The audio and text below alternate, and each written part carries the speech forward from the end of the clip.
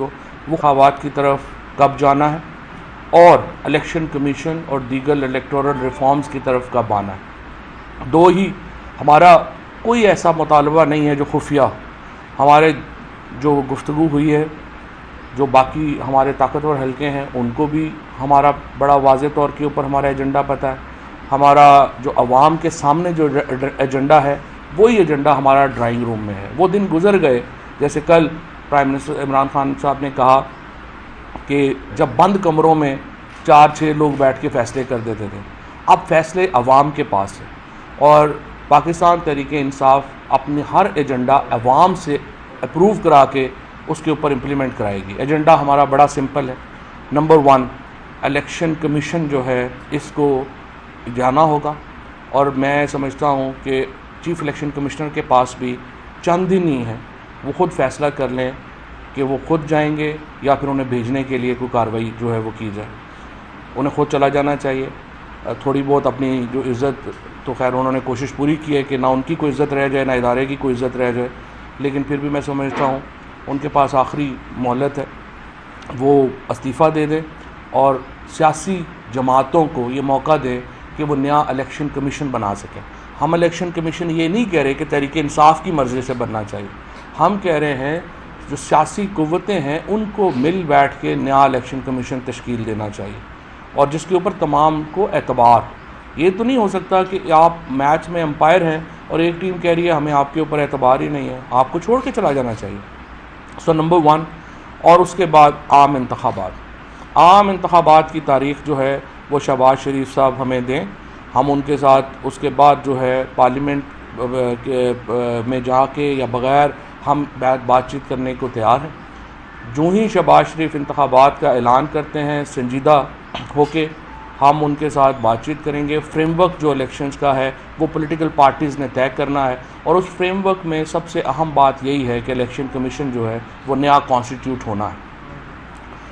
इसके अलावा मैं ये समझता हूँ कि हमज़ा शहबाज ने जमहूरियत जो होती है वो कुछ ट्रेडिशंस के ऊपर भी चलती है, उसकी कुछ रवायात होती हैं।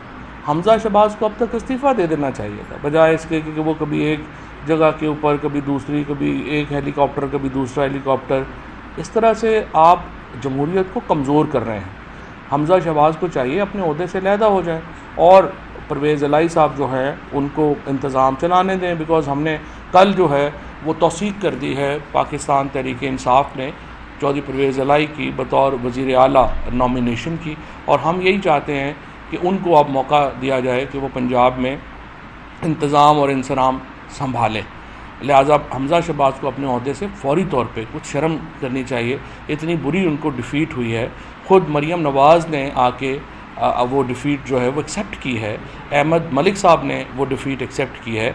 उसके बाद नेचुरल कॉन्सिक्वेंस ये था, उसका कुदरती तरीका ये था कि हमज़ा शहबाज अपना इस्तीफ़ा टेंडर कर देते और कहते थे इसके बाद मेरा बिल्कुल इखलाकी तौर पे यहाँ रहने का जवाज़ नहीं बनता, लेकिन वो चिमटे हुए हैं, तो उनको अपने ओहदे से अलहदा होना चाहिए। ये राना सनाउल्लाह के पंजाब में दाखिले के ऊपर जो है वो फौरी पाबंदी लगाई जाए 22 तारीख तक। आज जो शहबाज शरीफ साहब का इन्होंने जो इजलास बुलाया PDM का, मैं उन तमाम जो सियासी क़यादत है उसको कहता हूँ कुछ मैच्योरिटी का मुज़ाहरा करें, इंतखाबात की तरफ जाने का ऐलान करें और फ्रेमवर्क जो है इलेक्शन का उस पर बैठ के बातचीत करें। फवाद साहब 2 दिन हो गए हैं कि कोई वज़ीर यहाँ पर मौजूद नहीं है, पूरी हुकूमती मशीनरी जो है वो लाहौर में इस वक्त है, हुकूमत का सारा काम ठप है, कोई काम नहीं चल रहा। इस पर थोड़ा सा कमेंट करें कि क्या आइंदा क्या करना चाहिए इन लोगों को। हुकूमत का काम तो 3 महीने से ठप है। मसला तो जो देखें पाकिस्तान में जो सबसे बड़ी प्रॉब्लम जो फेस हो रही है, मैं पहले भी ये बात करता रहा हूँ कि देखिए हम देख ही नहीं रहे कि गवर्नेंस कितनी इसको इफ़ेक्ट हो रही है। पंजाब में आप गंदम की प्रोक्योरमेंट ही नहीं कर सके, दिसंबर में अब आपको यहाँ पे आपका आटे का क्राइसिस आ जाएगा, आप इंतज़ाम आपका मुकम्मल ठप है।